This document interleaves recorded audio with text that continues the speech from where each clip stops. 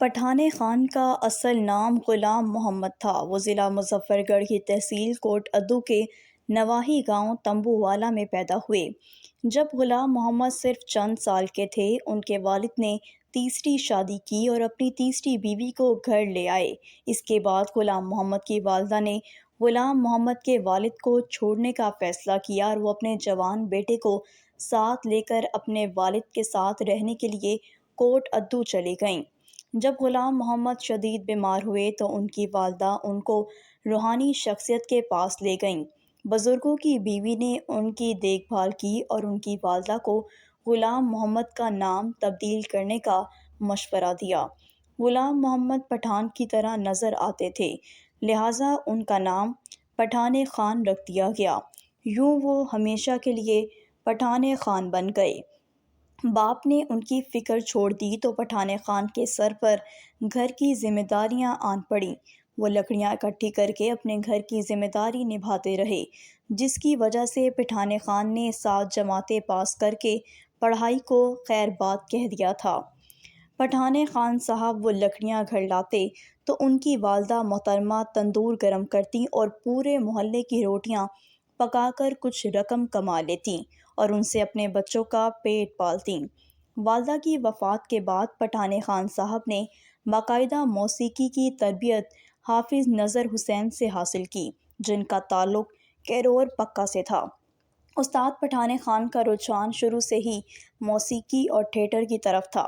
تقسیم سے قبل کوٹ ادو میں ہندوؤں کی بڑی تعداد آباد تھی اور پٹھان خان ان کے گھر میں آتے جاتے رہتے تھے۔ کہتے ہیں کہ استاد کو پہلا عشق بھی ایک ہندو ناری سے ہوا تھا جس کا نام سیتا تھا۔ استاد کچھ عرصے ان کی محبت میں رام کا کردار بھی نبھاتے رہے، مگر تقسیم کے گھاؤں کے ساتھ ساتھ سیتا اور رام کی کہانی محبت بھی سرحدوں کی قید میں اپنی موت مر گئی۔ پٹھان خان صاحب نے اپنی زندگی نہایت سادگی اور فقیروں کی مانند گزاری تھی۔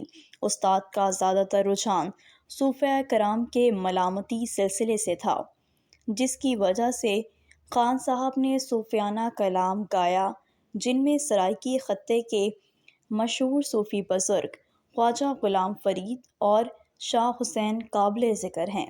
دوستو، پٹھان خان کے چاہنے والے پوری دنیا میں بڑی تعداد میں موجود ہیں۔ پٹھان خان آخری عمر تک ایک چھوٹے سے کمرے میں رہے، جہاں پر وہ گھنٹوں ریاضت کیا کرتے تھے۔ وہیں پر پٹھان خان صاحب کو پوری دنیا سے لوگ ملنے آتے تھے اور اسی کمرے میں بیٹھ کر وہ ان کی خاطر مدارت کیا کرتے تھے۔ یہ کمرہ بہت ہی لازوال محبتوں اور تعصب کی رمزوں کا امین ہے۔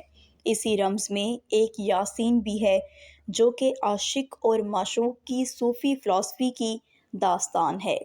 یاسین ایک خوبصورت نوجوان تھا جو کہ پٹھان خان صاحب سے عشق کرتا تھا اور خان صاحب بھی اس کی محبت کا دم بھرتے تھے۔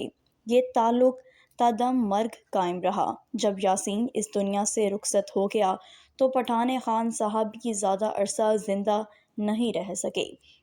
یاسین کا تعلق اردو بولنے والی کمیونٹی سے تھا، مگر ان کے ماں باپ نے اپنے بیٹے کی وفات پر کہا تھا کہ خان صاحب یہ ہمارا کہاں تھا، یہ تو آپ کا تھا، آپ ہی اس کے کفن دفن کا انتظام کریں۔ پٹھان خان جس درجے کے گلوکار تھے اسے وہ عزت نہیں مل سکی۔ اس کی وجہ یہی ہے کہ وہ سرائیکی وسیب سے تعلق رکھتے تھے۔ گوگل پر ان کے بارے میں درج معلومات انتہائی غلط ہیں۔ پٹھان خان کی قبر سرائیکی وسیب پر روا رکھے جانے والے ستم کی ایسی کہانی ہے جسے آج بھی اپنی آنکھوں سے دیکھا جا سکتا ہے۔ کوٹ ادو شمالی عیدگاہ کے پاس ایک چھوٹا سا قبرستان واقع ہے، جہاں مٹی کے ڈھیر پر کچھ پتھر پڑے ہیں اور یہاں منو مٹی کے تلے یہ عظیم فنکار دنیا سے بے خبر ابدی نیند سو رہا ہے۔ اس عظیم فنکار کی قبر کی شناخت چھوٹے سے قبرستان میں کافی دیر ڈھونڈنے کے بعد ہی ہو جاتی ہے۔ دوستو، امید کرتی ہوں کہ میری شارٹ سی ویڈیو آپ کو پسند آئی ہوگی۔ اگر آپ ایسے انفارمیٹیو ویڈیوز دیکھنا چاہتے ہیں تو میرے چینل کو سبسکرائب کر دیں اور بیل آئیکن کو بھی پریس کر دیں تاکہ ہر نئے آنے والی ویڈیو آپ تک پہنچ سکے۔